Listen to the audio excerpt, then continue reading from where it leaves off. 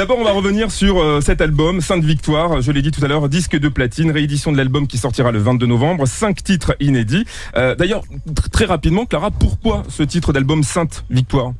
Eh ben justement parce que je suis très fière de mes origines. Et Sainte Victoire, en fait, c'est une montagne dans le sud de la France, Aix-en-Provence.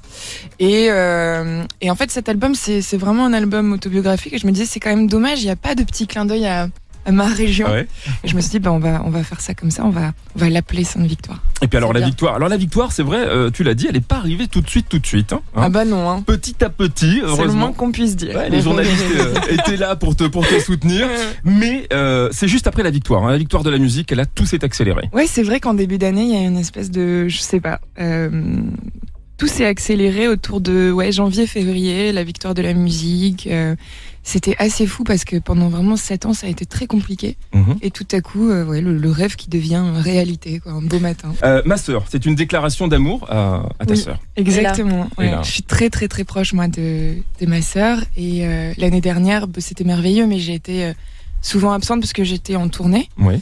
Et c'est la personne qui me manquait le plus, vraiment. Et je me suis dit, il faudrait lui faire une chanson parce que comme ça, même les jours où je suis pas là, si jamais elle a le cafard ou si jamais elle doute d'elle, pourra mettre cette chanson-là et se souvenir que je l'aime. Et je crois que ça fonctionne pas mal. Hein. La première fois qu'elle a écouté, elle a pleuré. Ah justement, j'ai posé la question. Ouais. La toute première fois. Je me suis dit, oh non, j'ai complètement raté mon truc. C'était pas du tout ce que je voulais. Mais c'était juste, je pense, le choc de l'entendre pour la première fois parce que j'avais vraiment travaillé en secret. Et puis maintenant, elle l'utilise vraiment en power song le matin pour se réveiller, pour danser. Donc ça y est. C'est bien. C'est bon, j'ai réussi ma mission. Et comment vous allez faire si elle part en tournée aussi? Et là, parce qu'elle est chanteuse. Ah bah, faudrait qu'elle m'en écrive une aussi. Voilà, l'invitation est lancée. Et vous la chanter un jour peut-être en duo, on sait jamais.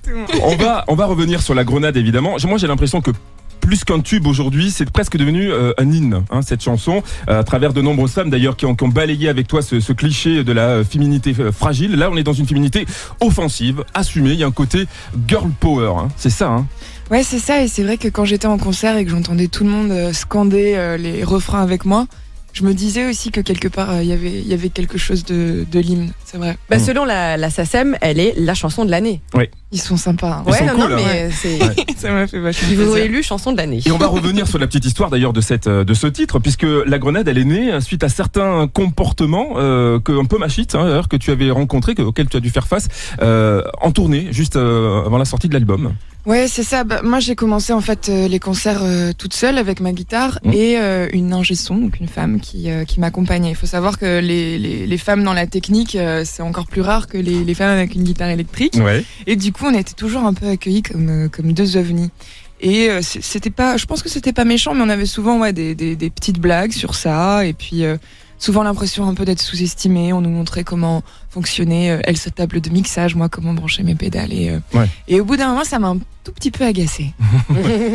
Et la Grenade est née. Et elle a bien fait. La question d'Iris, alors ça y est, elle arrive. Repars-tu bientôt en tournée parce que tu nous manques? Le public me manque aussi immensément, et ça depuis les premières minutes où j'ai quitté la salle de l'Olympia en sachant que c'était mon dernier concert. Donc je vais faire au plus vite. C'est ce que la seule chose que je peux vous dire, c'est que je ferai au plus vite. Oui, là quand même, vous avez enchaîné quasiment 300 concerts. C'est la fin de la tournée. Donc vous dites que vous ne voulez pas de vacances, mais là, qu'est-ce que vous faites justement de vos journées après avoir justement fait cette énorme tournée? Là, du coup, c'est vrai que comme le disque ressort dans une semaine, j'ai pas mal de promos.